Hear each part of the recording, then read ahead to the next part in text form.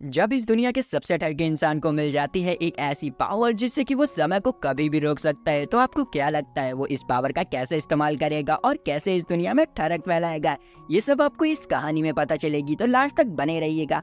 तो चलिए स्टार्ट करते हैं। कहानी की शुरुआत में हमारा मेन प्रोटैगनिस्ट तोमोकी आराम से सनी लियोनी के सपने देखते हुए बिस्तर पर सो रहा होता है। तभी उसके बचपन की दोस्त मित्सुकी उसे स्कूल के लिए जगाने आती है। मित्सुकी उसे यहाँ पर बहुत ज्यादा उठाने की कोशिश करती है, लेकिन टोमोकी उठने का नाम ही नहीं ले रहा होता है। तो वो गुस्से में आकर उसका ओढ़ा हुआ चद्दर खींच लेती है। जैसे ही वो उसके चद्दर को खींचती है तो उसे उसके अंदर टोमोकी का चूहा देखने को मिलता है, जिसे देखकर मित्सुकी की चीख निकल जाती है। यहाँ पर मित्सुकी की चीख सुन के टोमोकी भी उड़ जाता है और उससे पूछता है कि आखिर हुआ क्या है। तभी वो नोटिस करता है कि यहाँ पर तो मामला गर्म हो रखा है। तो मित्सुकी को वो समझाने की कोशिश करता है, लेकिन मित्सुकी को लगता है कि उसका औजार उसी को देख के सलामी दे रहा है। तो वो गुस्से में आके टोमोकी के गाल पे सितार बजा देती है, जिससे कि टोमोकी का आज का दिन तो बहुत अच्छा हो गया। इसके बाद हम देखते हैं कि वो लोग स्कूल में पहुंच जाते हैं। यहाँ पर टोमोकी आसमान की तरफ देखते हुए भी सनी लियोनी के सपने के बारे में सोच रहा होता है कि भाई कितना ज्यादा अच्छा सपना आ रहा था, लेकिन मित्सुकी की बच्ची ने मेरा सपना तोड़ दिया। तभी वो वापस से सपना देखने के लिए सो जाता है। यहाँ पर वो सपने देखते हुए एक परी को देखता है जो कि उसे छोड़ते हुए जा रही होती है। यहाँ पर हमें पता चलता है कि ये सपना उसे बचपन से ही आ रहा होता है, जिसकी वजह से टोमोकी के आंखों से आंसू निकलने लगते हैं। उसे देख के मित्सुकी उससे कहती है, तुम्हें वापस से वही सपना आया ना, तुम इसका इलाज क्यों नहीं कराते? जाओ डॉक्टर को दिखाओ जाके। डॉक्टर का नाम सुन के टोमोकी उससे कहता है, मैं डॉक्टर के पास नहीं जाऊंगा। इस पे मित्सुई कहती है, तो सुगासा के पास चली जाओ ना, वो डॉक्टर से कम है क्या? इस पे टोमोकी कहता है कि उसके पास तो बिल्कुल नहीं जाऊंगा। एक बार मैं गया था, उसने ऑलमोस्ट मेरे अंदर डाल ही दिया था, लेकिन मैं भाग गया। जिस पर वो कहते हैं कि तुम्हें जाना ही पड़ेगा वरना सुबह का याद है ना। इस पर टोमोकी डरते हुए उससे कहता है कि ठीक है भैया, मैं चलूंगा तुम्हारे साथ। फिर हम देखते हैं कि वो दोनों सुगासा के लैब में पहुंच जाते हैं। यहाँ पर मित्सुकी टोमोकी की प्रॉब्लम के बारे में सुगासा को बता देती है। उसकी प्रॉब्लम को सुन के सुगासा समझ जाता है कि आखिर टोमोकी को क्या हुआ है। तो वो यहाँ पर टोमोकी से कहता है कि यहाँ आओ और इसे देखो। तो टोमोकी उसके हाथ में पकड़ी हुई डॉल के स्कर्ट के नीचे देखने लगता है। तो वो कहता है कि यहाँ पर नहीं देखना, स्क्रीन में देखो आके। तो यहाँ पर टोमोकी उसकी स्क्रीन में देखता है, जहाँ पर उसे वर्ल्ड मैप पर एक ब्लैक स्पॉट देखने को मिलता है, जिसे देख के टोमोकी को कुछ भी समझ नहीं आता। तो यहाँ पर सुगासा उसके ऊपर साइंटिफिकल फैक्ट्स को फेंक के मारता है, जो कि टोमोकी के सर के ऊपर से निकल जाता है। लेकिन उसे इतना समझ आता है कि ये जो ब्लैक स्पॉट है वो किसी दूसरी दुनिया का पोर्टल है, जो कि कहीं ना कहीं उसके सपने से कनेक्टेड है। यहाँ पर सुगासा उन लोगों से कहता है कि अगर तुम्हें इसका इलाज चाहिए तो मुझे टोमोकी के ऊपर कुछ एक्सपेरिमेंट करने होंगे। एक्सपेरिमेंट का नाम सुन के टोमोकी की फट जाती है और वो सोचने लगता है कि इसने इस बार भी मेरे ऊपर चांस मारने का मौका ढूंढ ही लिया। मुझे जल्दी से जल्दी यहाँ से निकलना पड़ेगा वरना मेरे साथ बहुत बुरा हो सकता है। तो वो यहाँ से भाग जाता है। वो भाग के डायरेक्ट 200 साल पुराने चेरी ब्लॉसम पेड़ के नीचे बैठ जाता है और आसमान में तारों को देखने लगता है। तभी उसके पास सुगासा का कॉल आता है और सुगासा उससे कहता है कि टोमोकी जल्दी से वहां से हटो, वहां पर पोर्टल खुलने वाला है। जब तक टोमोकी वहां पर कुछ कर पाता तभी वो पोर्टल उसके सर के ऊपर खुल जाता है और उसमें से एक फायर बॉल निकलता है, जो कि जमीन में आके एक बहुत बड़ा गड्ढा क्रिएट कर देता है। जैसे ही टोमोकी उस गड्ढे के अंदर देखता है तो उसमें उसे एक एंजल देखने को मिलती है, जिसे देख के भैया उसका खड़ा हो जाता है, मतलब रोंगटे खड़े हो जाते हैं। तभी उस पोर्टल में से कुछ मलबा और गिरने लगता है, तो जिससे बचने के लिए टोमोकी वहां से भागने लगता है। तभी उसके अंदर एक इंसानियत जाग आती है उस लड़की को बचाने की। अब आप उसे इंसानियत कहें या ठरक, कुछ तो जागता ही है। तो वो यहाँ पर उस लड़की को बचाने के लिए जाता है। जैसे ही वो उस लड़की को बचा रहा होता है तभी उस पोर्टल में से एक बहुत बड़ा पिलर निकलता है और उसके ऊपर गिर जाता है। जैसे उसकी आंखें खुलती है तो वो देखता है कि यार वो तो बच चुका है, उस एंजल ने उसे बचा लिया है। यहाँ पर हम देखते हैं कि अचानक से उस एंजल की गर्दन से एक चैन निकलती है और टोमोकी के हाथ में आ जाती है। यहाँ पर वो एंजल टोमोकी को जमीन पे उतार देती है और उससे कहती है कि तुम कितने ज्यादा अच्छे हो, तुमने अपनी जान की परवाह किए बगैर मेरी जान बचाई है, आज से मैं तुम्हारी गुलाम हो गई। ये कहते ही यहाँ पर सीन शिफ्ट हो जाती है और हमें सुबह की सीन दिखाई जाती है, जहाँ पर टोमोकी अपने बिस्तर से उठता है और सोचने लगता है कि क्या वो सपना था। तभी वो अपने आजू बाजू देखता है तो उसे देखने को मिलता है कि वो लड़की मतलब एंजल वहीं पर बैठी हुई है। तो वो कहता है अरे यार ये सपना नहीं था, ये सच था। तभी वो एंजल उसके पास आती है और उसे बताती है कि मेरा नाम इकरस है, मैं आपकी गुलाम हूँ, आप जो मुझसे मांगेंगे मैं आपको दूंगी। यहाँ पर टोमोकी का ध्यान उसकी बातों पे नहीं होता है, उसके बलून्स पे होता है। तभी वो अपना ध्यान वहाँ से हटाता है और कहता है अच्छा तुम्हें ऐसा लगता है कहीं तुम मुझे उल्लू तो नहीं बना रही हो, तब भी ठीक है। वैसे तो इंसान की हमेशा इच्छा होती है रुपए पैसे। इतना सुनते ही जो इकरस होती है वो अपने पास से एक डिवाइस निकालती है और उसमें बहुत बड़ा अमाउंट लिख देती है। जैसे ही वो उस अमाउंट को लिख के एंटर करती है, वैसे ही तमाकी के ऊपर बहुत सारी हरी हरी पत्तियां नोटों की गिरने लगती है। जैसे ही वो उन्हें चेक करता है तो वो कहता है अबे ये तो सही में असली नोट है। तो फिर वो इकरस से उस डिवाइस को छीन लेता है और उसे समझने की कोशिश करता है। यहाँ पर वो अपना पूरा दिमाग लगा देता है लेकिन उसे कुछ भी समझ नहीं आता। तो वो इकरस के पास जाता है और उससे कहता है कि क्या तुम मेरी सही में सारी विशेष को पूरा कर सकते हो। जिस पर वो कहती है कि हाँ, मैं आपकी सारी विश को पूरा कर सकती हूँ। इसे सुन के तमाकी के दिमाग में एक खिचड़ी पकने लगती है। फिर हम देखते हैं कि यहाँ पर मित्सुकी अपने कपड़े चेंज कर रही होती है और वहीं पर तमाकी और इकरस इनविजिबल होके उसे कपड़े बदलते हुए देखते हैं। यहाँ पर इकरस तमाकी से पूछती है कि आखिर आप यहाँ पर क्या कर रहे हैं। तो वो बोलता है मैं इस दुनिया के सारे मर्दों का सपना पूरा कर रहा हूँ। यहाँ पर उसे कोई देख नहीं पा रहा होता है तो वो मित्सुकी के पीछे जाता है और उसके बलून को दबा देता है, जिससे कि मित्सुकी बहुत ज्यादा ही घबरा जाते हैं। इसके बाद हम देखते हैं कि भैया अब बंदर के हाथों में लग चुकी होती है मसाल और वो आग लगाने के लिए तैयार होता है।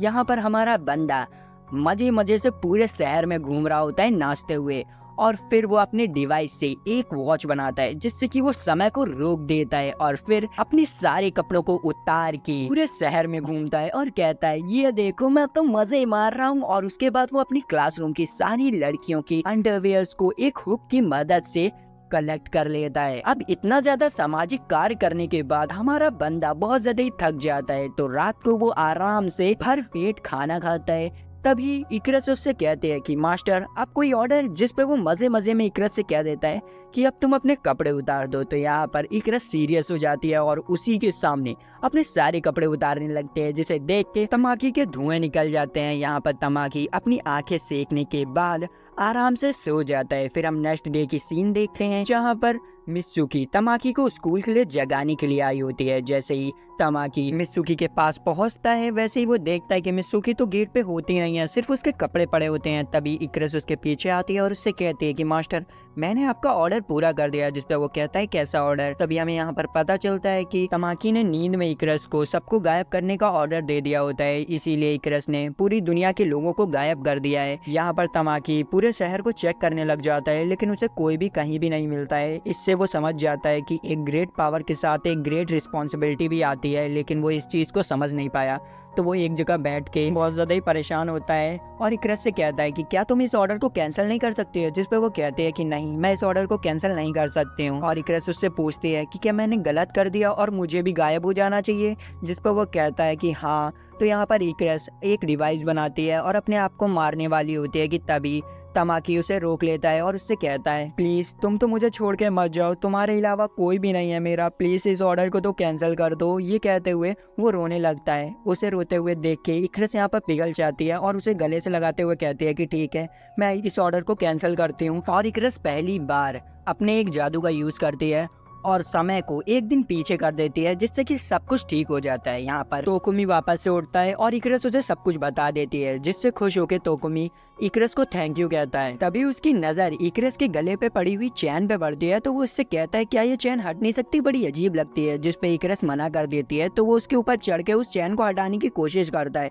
तभी वहाँ पर मित्सुकी आ जाती है और उन दोनों को देख लेती है। यहाँ पर मित्सुकी कुछ गलत समझ लेती है और तोकुमी को बहुत बुरी तरीके से मारती है और पूछती है आखिर ये लड़की कौन है। जिस पे वो उसे इकरस के बारे में सब कुछ बता देता है, लेकिन मित्सुकी उसकी एक भी बातों पर विश्वास नहीं मानती है और गुस्से में वहाँ से चली जाती है। तो तोमकी भी उसे समझाने के लिए उसके पीछे पीछे स्कूल तक आ जाता है। यहाँ पर सब बच्चे इकरस को देख के बहुत ज्यादा ही हैरान होते हैं। तो तोकुमी इकरस को लेके एक खाली कमरे में आ जाता है और अपने सारे दोस्तों को भी वहाँ पर बुला लेता है ताकि वो इकरस को उनसे इंट्रोड्यूस कर सके। इकरस को इंट्रोड्यूस करने के बाद वो उसे घर जाने के लिए कहता है क्योंकि कुछ देर में ही उन लोगों की क्लासेस स्टार्ट होने वाली थी। तो इकरस जाने से पहले तोकुमी को एक कार्ड दे के जाती है ताकि वो जरूरत के समय कोई विश मांग सके। तभी वहाँ पर क्लास की बेल बज जाती है और ताकुमी बिना उस कार्ड का यूज जाने उस कार्ड को लेके चला जाता है। फिर हम देखते हैं ताकुमी अपनी क्लास में बैठ के अपने ख्वाबों में खोया होता है कि तभी लंच की बेल बज जाती है और वहाँ पर मित्सुकी आ जाती है।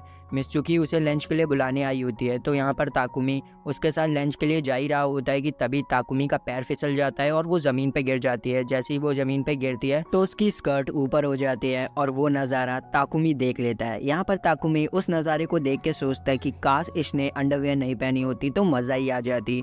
उसके इतना कहते ही वहाँ पर मित्सुकी की अंडरवेयर अपने आप उतर के हवा में उड़ने लगती है। इस चीज को देख के सब लोग बहुत ज्यादा ही हैरान हो जाते हैं। तभी तोकुमी का जो कार्ड होता है वो चमकने लगता है। जैसे ही तोकुमी उस कार्ड को बाहर निकालता है तो वो समझ जाता है कि कहीं ना कहीं ये सब इस कार्ड की वजह से हो रहा है। तभी मित्सुई उसके पीछे अपना चाटा लोड करके खड़ी होती है और उसे बहुत ज्यादा ही मारती है। मार खाने के बाद तोकुमी उसे एक खाली कमरे में ले जाता है ताकि वो एक नई अंडरवेयर को पहन सके। यहाँ पर मित्सुई अंडरवेयर को पहनने की कोशिश तो करती है लेकिन वो अंडरवेयर खिड़की तोड़ के बाहर उड़ जाती है। फिर वो तोमोकी की पैंट भी पहनने की कोशिश करती है लेकिन वो भी आसमान में उड़ जाती है। यहाँ पर सुगासा उसे बहुत तरीके के कपड़े देता है ताकि वो अपने खजाने को छुपा सके, लेकिन जैसे ही वो उसे पहनने की कोशिश करती है वो सब उसके हाथ में आते ही आसमान में उड़ जाते हैं। इस चीज को देख के मित्सुई बहुत ज्यादा परेशान होती है क्योंकि उसे लग रहा होता है कि अब वो कभी भी अंडरवेयर नहीं पहन पाएगी। इस चीज को सुन के तोमोकी के अरमान खड़े होने लगते हैं। तभी वो अपने अरमानों को काबू में रखता है। तभी उसके पास सुगासा आता है और उससे कहता है तुम्हें इस कार्ड से एक और विश मांग लेनी चाहिए, शायद सब कुछ ठीक हो जाए। तो यहाँ पर तोमोकी उस कार्ड से एक और विश मांगता है। तभी उसके हाथ में एक हथकड़ी आ जाती है जिसे देख के उसके अंदर का ठरक जाग उठता है और वो बिना सोचे समझे मित्सुकी के पास जाके उस हथकड़ी को उसे पहना देता है और उसके बाद वो एक अच्छी सी स्माइल देता है। इस पर मित्सुई कहती है कि ये क्या कर रहे हो तुम, अब मैं अपनी स्कर्ट को कैसे संभालूंगी अगर हवा आई तो। ये सुन के तोमोकी के दिमाग में आता है कि भाई मैंने ये क्या कर दिया। तभी वहाँ पर एक तेज हवा चलने लगती है और मित्सुई की स्कर्ट उड़ने ही वाली होती है और हमारे बंदे को उसका नज़ारा देखने को मिलने ही वाला होता है कि बीच में इकरस आ जाती है और हमारे बंदे के अरमानों पे पानी फेर देती है, जिससे कि तोमोकी सदमे में आ जाता है और इकरस को देख के कहता है इकरस अंडरवेयर, जिसे सुन के इकरस गलत समझ लेती है और उसे लगता है कि उसे सारी लड़कियों की अंडरवेयर चाहिए। तो उसकी ये विश को वो पूरा कर देती है और पूरे स्कूल में जितनी भी लड़कियां होती हैं उन सब की अंडरवेयर एक साथ टेलीपोर्ट करके तोमोकी के ऊपर फेंक देती है, जिससे कि तोमोकी उनके नीचे दब जाता है। यहाँ पर तोमोकी उन अंडरवेयर्स को अपने पास रखना तो चाहता था लेकिन उसके सामने मित्सुकी की प्रॉब्लम बहुत ज्यादा ही बड़ी थी, इसीलिए वो इकरस से कहता है कि इन चड्डियों को वापस से टेलीपोर्ट कर दो। इसके बाद इकरस मित्सुकी की प्रॉब्लम का बताते हुए कहती है शायद तोमोकी ने एक ऐसी विश मांग ली है जिसके चलते जब तक मित्सुई उसके पसंद की अंडरवेयर नहीं पहनती है तब तक वो कोई सी भी अंडरवेयर नहीं पहन पाएगी। मतलब बंदा भी बहुत ज्यादा ही मस्त है। अब बैक टू द टॉपिक। यहाँ पर इस चीज को सुनने के बाद वो लोग दो ग्रुप को बना लेते हैं और शॉप में जाके सभी प्रकार की अंडरवेयर्स को मित्सुकी के लिए ले आते हैं। फिर मित्सुकी धीरे धीरे करके उन सारी अंडरवेयर्स को ट्राई करती है, लेकिन जैसे ही वो उन्हें पहनने की कोशिश करती है वो सारी अंडरवेयर पहले वाली अंडरवेयर्स की तरह हवा में उड़ती चली जाती हैं और उड़ती चली जाती हैं और मित्सुकी कुछ भी नहीं पहन पाती है। इससे मित्सुकी बहुत ज्यादा ही गुस्से में आ जाती है और तोमोकी से कहती है अबे साले तू कौन सी अंडरवेयर में मुझे देखना चाहता है बता। तभी इकरस मित्सुकी को एक अंडरवेयर दिखाती है जिसमें कि टेडी बना होता है और भाई वो सही में बहुत ज्यादा क्यूट लग रही है। सॉरी ठरकपन सॉरी। अब बैक टू द टॉपिक वापस से। तो मित्सुकी उस अंडरवेयर को लेके ट्राई करने जाती है और यहाँ पर एक चमत्कार हो जाता है। वो अंडरवेयर मित्सुकी आराम से पहन लेती है और इसके बाद सब कुछ ठीक हो जाता है। इसके बाद हम रात की सीन देखते हैं जहाँ पर तोमोकी और मित्सुकी आपस में बात कर रहे होते हैं। फिर हमें नेक्स्ट डे की सीन दिखाई जाती है जहाँ पर तोमोकी आराम से अपने बिस्तर से उठता है और बालकनी से बाहर के नज़ारे ले रहा होता है कि तभी वो देखता है आसमान में कि कल जितनी भी चड्डियाँ मित्सुकी के पास से हवा में उड़ के कहीं गायब हो गई थी वो वापस से तोमोकी के पास आ रही हैं और वो सारी चड्डियाँ तोमोकी के पास आके बरसने लगती हैं, जिसकी वजह से तोमोकी उनके नीचे दब जाता है। यहाँ पर तोमोकी बहुत ज़्यादा ही कंफ्यूज होता है। तभी इकरस उसके पास आती है तो तोमोकी उससे इन चड्डियों के बारे में पूछता है तो इकरस बताती है कि शायद ये चड्डियाँ तुम्हें बहुत ज़्यादा ही पसंद करने लग गई हैं, तभी वो पूरी दुनिया के चक्कर लगा के तुम्हारे पास वापस आ गई हैं। ये बात सुन के वो पहले तो कंफ्यूज हो जाता है, फिर वो उन चड्डियों को गले से लगा लेता है और कहता है वाओ तुम मुझसे इतना ही ज्यादा प्यार करती हो, अब मैं तुम्हें कभी नहीं छोड़ूंगा। यहाँ पर तोमोकी उन चड्डियों से प्रेम भरी बातें कर ही रहा होता है कि तभी वो चड्डियाँ तोमोकी से दूरी बना लेती हैं और दूरी से फड़फड़ाने लगते हैं क्योंकि उन्होंने देख लिया होता है कि तोमोकी के पीछे मित्सुकी आई है और अपना चाटा लोड करके खड़ी हुई है। फिर मित्सुकी अपने चाटे को तोमोकी के ऊपर लॉन्च कर देती है जिससे कि वो दूर जाके गिरता है। फिर हम कुछ देर बाद की सीन देखते हैं जहाँ पर तोमोकी के पास सिर्फ चड्डियों के टुकड़े ही पड़े होते हैं और उन चड्डियों की लाशों को देख के वो रो रहा होता है और कहता है वो लड़की कितनी ज्यादा जालिम है, उसे मेरी खुशी बर्दाश्त ही नहीं होती। अभी तक इन चड्डियों के अंदर से लड़कियों की खुशबू भी नहीं गई है और उसने ये क्या कर दिया। यहाँ पर उसकी ये सब बातें मित्सुकी सुन रही होती है और वो उससे कहती है कि अब रोने से कोई फायदा नहीं। लेकिन तभी तोमोकी हंसने लगता है और हम देखते हैं कि वहाँ पर तोमोकी ने एक चड्डी छुपा के रखी होती है और वो चड्डी उसने मुकुट की तरह अपने सर पे पहनी होती है। इस चीज को देख के मित्सुकी उससे पूछती है कि क्या तुमने अभी भी चड्डियां छुपा के रखी हैं, जिस पे वो कहता है कि नहीं। लेकिन यहाँ पर मित्सुकी को उस पर शक हो गया होता है तो वो यहाँ पर इकरस से अपने लिए भी एक विशिंग कार्ड मांगती है ताकि वो जरूरत के समय एक विश मांग सके। फिर हम कुछ देर बाद मित्सुकी को देखते हैं जिसे कि तोमोकी के ऊपर बिल्कुल भी विश्वास नहीं होता है तो वो वहाँ पर अपने घर से चिल्लाते हुए तोमोकी से कहती है कि क्या तुम्हारे पास अभी भी कोई चड्डी है, अगर है तो बता दो वरना तुम्हारे साथ बहुत ज्यादा ही बुरा होगा। लेकिन यहाँ पर तोमोकी आराम से अपने घर पे लेटा होता है और वो उससे चिल्लाते हुए कहता है कि नहीं मेरे पास कुछ भी नहीं है, तुमने सब कुछ फाड़ दिया है। उसके बाद हम देखते हैं कि तोमोकी अपने बिस्तर के नीचे से एक चमचमाती हुई चड्डी निकालता है और उसे खींचते हुए कहता है कि वाह मैंने तुम्हें बचा के रखा है, तुम कितनी ज्यादा प्यारी हो। और तभी वो चड्डी अचानक से चमकने लगती है और वहाँ पर बहुत बड़ा धमाका हो जाता है। और फिर हमें यहाँ पर पता चलता है कि मित्सुकी ने इकरस से जो कार्ड लिया था उससे उसने विश मांगी थी कि अगर तोमोकी किसी भी चड्डी को देखता है तो वो तुरंत ब्लास्ट हो जाए। इस चीज को सुन के तोमोकी पहले तो बहुत ज्यादा ही हैरान हो जाता है लेकिन तभी उसके दिमाग में एक आइडिया आता है और वो मित्सुकी से कहता है कि मित्सुकी तुम्हारे पीछे एक बहुत बड़ा कीड़ा है। जैसे ही मित्सुकी उस कीड़े को देखने के लिए पीछे मुड़ती है वैसे ही तोमोकी मित्सुकी की चड्डी को भी देख लेता है और तभी वहाँ पर एक बूम बम वाला धमाका होता है और हमारे बंदे को एक अच्छा सा नजारा देखने को मिल जाता है। फिर यहाँ पर तोमोकी जमीन में झुकते हुए अपने रूम से बाहर निकलने की कोशिश करता है। जैसे ही वो अपने रूम का डोर खोलता है वैसे ही वो देखता है कि जीने पे बहुत सारी चड्डियां लटकी हुई हैं और जैसे ही उन चड्डियों को वो देखता है वहाँ पर एक एक करके सारी चड्डियां ब्लास्ट हो जाती हैं और यहाँ पर तोमोकी कैसे भी करके अपनी जान को बचा लेता है। इसके बाद वो अपनी आंखों में पट्टी बांध के अपने कमरे से बाहर निकलने की कोशिश करता है लेकिन तभी उसके सामने एक चड्डी आ जाती है जिसे कि वो देख तो नहीं पाता है लेकिन उसे सूंघ लेता है और सूंघते ही वो चड्डी भी ब्लास्ट हो जाती है। तो फिर तोमोकी डिसाइड करता है कि अगर वो घर के अंदर से नहीं जा सकता है तो वो पीछे से जाएगा। यहाँ पर वो पीछे से जाने की कोशिश करता है लेकिन वो देखता है कि उसके गार्डन में बहुत सारी चड्डियां बिछी हुई हैं और जैसे ही वो उन चड्डियों को देखता है तो वो सारी चड्डियां एक एक करके ब्लास्ट होने लगती हैं जिससे कि तोमोकी उड़ते हुए वापस से घर के अंदर हो जाता है। यहाँ पर इतनी मेहनत करने की वजह से उसका प्रेशर बन जाता है और वो सोचता है कि अब मैं पट्टी बांध के वॉशरूम के अंदर जाऊंगा। यहाँ पर वो पट्टी बांध के वॉशरूम के अंदर जाता है और अपनी पट्टी जैसे ही खोलता है तो वो देखता है कि उसने वॉशरूम में भी चड्डियां छुपा के रखी होती हैं और अब वापस से बूम बाम स्टार्ट हो जाता है। इधर दूसरी तरफ हमें इकरस और मित्सुकी को दिखाया जाता है जो कि शॉपिंग मॉल में शॉपिंग करने के लिए आए होते हैं। यहाँ पर इकरस को ऐसा लगता है कि तोमोकी किसी मुसीबत में है तो वो वहाँ से जाने लगती है लेकिन मित्सुकी उसे रोक लेती है और उससे कहती है कि चिंता मत करो, वो अपने आप को संभाल लेगा। इसके बाद वो अपने कपड़ों की शॉपिंग करते हैं और फिर वो लोग बैठकर बातें करने लग जाते हैं जहाँ पर मित्सुकी इकरस से पूछती है कि क्या तुम्हारा कोई दोस्त नहीं है, जिस पे इकरस कहती है कि नहीं मैं अकेली हूँ। इस चीज को सुन के मित्सुकी उससे सॉरी कहती है और कहती है कि तुम अकेली नहीं हो, हम सब तुम्हारे दोस्त हैं। मुझे पता है कि अकेला रहना कैसा होता है क्योंकि जब मैं इस शहर में पहली बार आई थी तब मैं भी अकेली थी। और फिर हमें मित्सुकी का पास्ट दिखाया जाता है जब वो पहली बार इस सिटी में शिफ्ट हुई थी। उस दिन उसका बर्थडे था और वो अपने घर के बाहर खड़े होकर अपने दोस्तों का इंतजार कर रही होती है कि कोई ना कोई उसके पास आएगा लेकिन उस दिन उसके बर्थडे पे कोई भी नहीं आता है। इसी वजह से मित्सुकी बहुत ज्यादा उदास हो जाती है और वापस से अपने कमरे में जाने लगती है। जैसे ही वो अपने कमरे में जाती है तो वो देखते है कि एक छोटा सा बच्चा उसी के बर्थडे पे उसी के केक को खा रहा होता है। तो वो जैसे ही देखती है तो वहाँ पर और कोई नहीं तोमोकी होता है और तोमोकी उसे बर्थडे विश करता है और उसे गिफ्ट के तौर पे एक छोटी सी मूंगफली देता है जो कि वैसे तो बहुत ज्यादा ही छोटी होती है लेकिन मित्सुकी के लिए ये बहुत बड़ा प्रेजेंट होता है क्योंकि कोई तो है जो उसके बर्थडे में आया और वो ये सोच के बहुत ज्यादा ही रोने लगती है और तभी से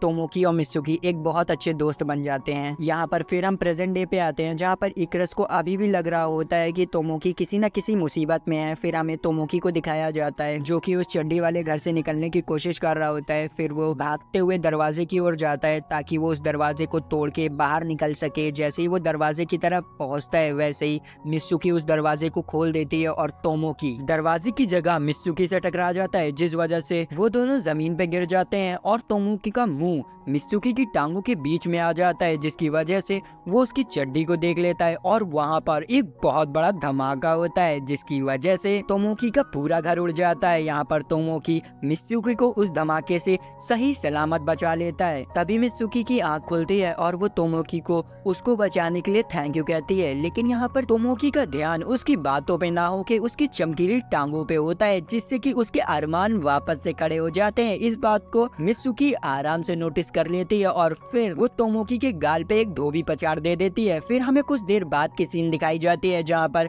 इकरस और तोमोकी अपने टूटे फूटे घर में बैठ के आराम से नाश्ता कर रहे होते हैं। यहाँ पर तोमोकी को बहुत ज्यादा ही गर्मी लग रही होती है, क्योंकि भाई उसका घर जो टूट गया होता है। तभी उसके दिमाग में एक आइडिया आता है और वो इकरस से कहता है कि जब तक हमारा घर नहीं बन जाता है तब तक हम एक काम करते हैं, हम सुगासा के यहाँ रहने के लिए चले जाते हैं। इस आइडिया को सुन के वो लोग तुरंत के तुरंत सुगासा के घर पे पहुंच जाते हैं, जो कि खुद एक जंगल में रहा करता था।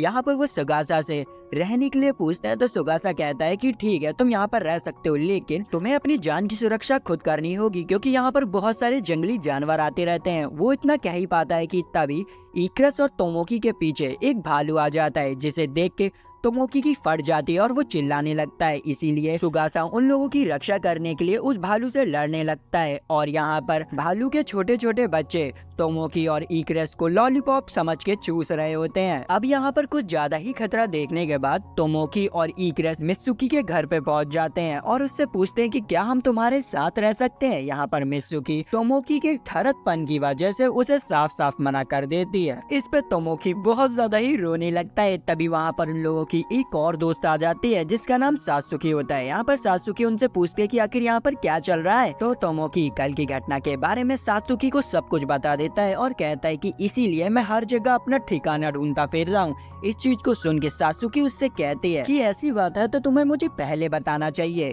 मैं तुम्हें अपने घर पे रखूंगी जितना दिन चाहो। उसकी ये बात सुन के मित्सुकी और तोमोकी झट से हाथ ऊपर कर देते हैं, क्योंकि सात्सुकी की फैमिली उस टाउन की सबसे अमीर फैमिली होती है। लेकिन यहाँ पर सुगासा बहाना बना के अपने घर की ओर निकल लेता है, लेकिन तोमोकी उसे जबरदस्ती खींचते हुए सात्सुकी के घर ले जाता है। यहाँ पर हम देखते हैं कि वो लोग सात्सुकी के घर पहुंच जाते हैं। वहाँ पर वो लोग देखते हैं कि उनके नौकर से ज्यादा तो वहाँ पर उनके बॉडीगार्ड्स हैं। इसे देख के मित्सुकी और तोमोकी डर के मारे कांपने लगते हैं। फिर हमें सात्सुकी के फादर को दिखाया जाता है, जो कि उन लोगों का स्वागत करते हुए कहते हैं कि तुम लोग सात्सुकी के फ्रेंड हो, तुम चाहो तो यहाँ पर कितने दिन भी रह सकते हो, लेकिन तुम लोग यहाँ के रूल को मत तोड़ना, वरना ये बॉडीगार्ड तुम्हें तोड़ देंगे। वो इतना कह ही रहे होते हैं कि तभी इकरस उनके पास आती है और उनके सर को तरबूज समझ के दबाने लगती है। इस चीज को देख के वहाँ पर खड़े बॉडीगार्ड इकरस के ऊपर चिल्लाने लगते हैं। तभी तोमोकी इकरस के पास जाता है और उसे वापस से लेके आता है और फिर उससे माफी मंगवाने लगता है, लेकिन सात्सुकी के फादर उससे कहते हैं कि कोई बात नहीं, मुझे ये अच्छा लगा, ये लड़की भी अच्छी है, मेरे कमरे में भिजवा देना और तुम चाहो तो यहाँ पर कितने दिन भी रह सकते हो। अबे अंकल तो साला ठरकी निकला। इसके बाद उन लोगों की अच्छी खासी खातिरदारी की जाती है, उन लोगों को भाइन पिलाई जाती है। यहाँ पर भाइन तोमोकी का कुछ ज्यादा ही चढ़ जाती है और वो नशे में धुत होके सात्सुकी के फैमिली हॉट स्प्रिंग में घुस जाता है, जहाँ पर सात्सुकी बिना कपड़ों के नहा रही होती है। बिना कपड़ों के सात्सुकी को नहाते हुए देख के हमारा बंदा फुल पानी पानी हो जाता है और उसका नशा भी उतर जाता है। तभी सात्सुकी उसके पास आती है और उससे कहती है तुम बहुत ज्यादा ही गलत जगह आ गए हो, तुम्हें जल्दी करनी होगी वरना वो लोग तुम्हें मार देंगे। ये सुनते ही वो चौंक जाता है और तभी वहाँ पर अलार्म बज जाता है। तभी तोमोकी वहाँ पर देखता है कि बहुत सारे बॉडीगार्ड उसकी तरफ बंदूक लेके आ रहे हैं, तो वो डर के मारे वहाँ पर लंगोट संभालते हुए भाग जाता है। लेकिन कुछ देर में वो बॉडीगार्ड उसे पकड़ लेते हैं। यहाँ पर तोमोकी सात्सुकी के फादर से माफी मांगने लगता है कि वो नहीं चाहता था कि वो सात्सुकी को नहाते हुए देखे, लेकिन वो गलती से पहुंच गया। लेकिन सात्सुकी के पापा का यहाँ पर प्लान कुछ और होता है। वो उससे कहते हैं कि तुम मेरी बेटी को कितना भी नहाते हुए देखो, लेकिन मुझे गुस्सा इस बात की आ रही है कि मैंने तुमसे कहा था कि इकरस को मेरे कमरे में भेजना, मुझे बात करनी है, लेकिन तुमने नहीं भेजा, तो अब तुम मारे जाओगे। तभी वहाँ पर एक बंदा तोमोकी के ऊपर तलवार ताने होता है और वो उसको मारने ही वाला होता है कि तभी वहाँ पर इकरस आ जाती है और उसके हाथ को पकड़ के मरोड़ देती है और वो चमकने भी लगती है। इसे देख के तोमोकी समझ जाता है कि अगर मैंने अभी इसे नहीं रोका तो ये इनके पूरे क्लैन को ही खत्म कर डालेगी। तो तोमोकी इकरस से रुकने के लिए कहता है। इसे सुन के इकरस रुक जाती है। फिर तोमोकी सात्सुकी के फादर से माफी मांगता है और कहता है कि आज इकरस ने जो भी किया वो सब मुझे बचाने के लिए किया, इसीलिए आप उसे सजा मत दीजिए। लेकिन यहाँ पर सात्सुकी के फादर इकरस की पावर को देख के खुद बहुत ज्यादा ही हैरान होते हैं और वो उससे कहते हैं कि ऐसी कोई बात नहीं है, हमारी क्लैन में हमसे ज्यादा ताकतवर लोगों की बहुत ज्यादा इज्जत की जाती है, इसलिए हम तुम्हें माफ करते हैं। फिर अगले दिन इकरस और तोमोकी अपने घर वापस जाते हैं, जहाँ पर वो अपने घर को देख के बहुत ज्यादा ही हैरान होते हैं क्योंकि उनका घर वापस से वैसा का वैसा ही बन चुका होता है। तभी वहाँ पर सात्सुकी के डैड अपने सारे बॉडीगार्ड्स को लेके आ जाते हैं और इकरस से कहते हैं ये हमारी तरफ से छोटा सा गिफ्ट है। इसे सुन के इकरस बहुत ज्यादा ही खुश हो जाती है और सात्सुकी के डैड के सर पे हाथ फिराने लगती है, जिससे कि उन्हें बहुत ज्यादा ही अच्छा लगता है। और इसी के साथ पार्ट नंबर 1 खत्म होता है। अगर आपको ये एनीमे अच्छा लगा तो जल्दी से कमेंट करके बताइए कि पार्ट 2 डालूं कि नहीं, और सब्सक्राइब नहीं किया तो कर दीजिएगा। मिलते हैं नेक्स्ट वीडियो में, बाय बाय।